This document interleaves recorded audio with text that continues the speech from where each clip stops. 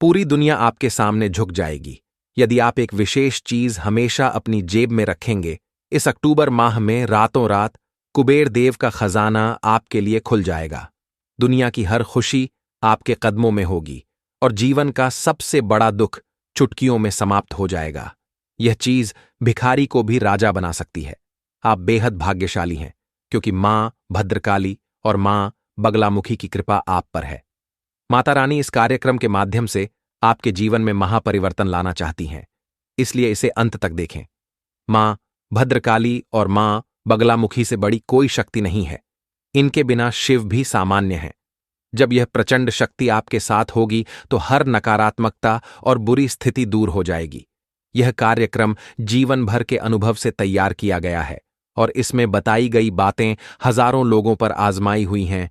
जो इन्हें जान लेता है वह तरक्की करता है और दुखों को समाप्त कर देता है। आप मेहनती हैं और अपनी सोच सबसे अलग है। आप कम बोलते हैं, लेकिन जब बोलते हैं तो लोग सुनने को मजबूर हो जाते हैं।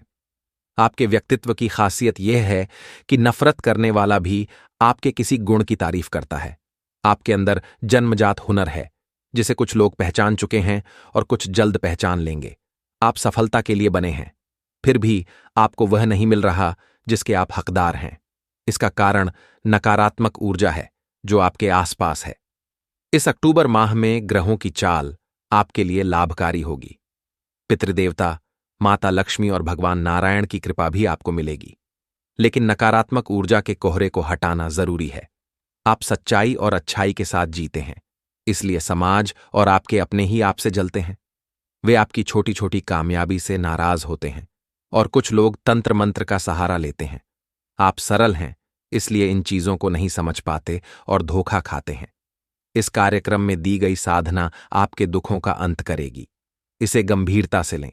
यह ज्ञान दुर्लभ है और इसे पाने के लिए लोग ज्योतिषियों को भारी रकम देते हैं, लेकिन हम माता रानी की सेवा में इसे मुफ्त दे रहे हैं।